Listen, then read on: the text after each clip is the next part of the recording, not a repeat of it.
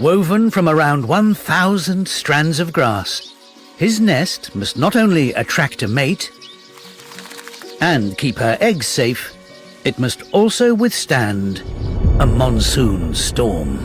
The right building material is essential: bulrush grass. It's pliable and waterproof, but working with it is challenging. And he's tying himself in knots. He threads the strand around a branch, then back through the loop. A faultless half hitch. One down, 999 to go. If his nest is to survive, he'll need a solid foundation. This female will only mate with the best builder, and the other males are putting him to shame.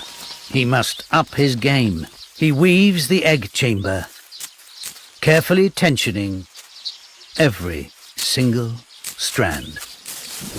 But a nest this light could easily be destroyed in the wind. Pellets of clay will add stability. After 11 days, he's almost finished. Will his new build win him a mate? A flutter of her wings shows her approval. But the storm is approaching. He reinforces the foundations, weaving extra strips of bulrush grass around the tree's thorns. With eggs laid, his nest faces the ultimate test: the monsoon winds. His future hangs in the balance.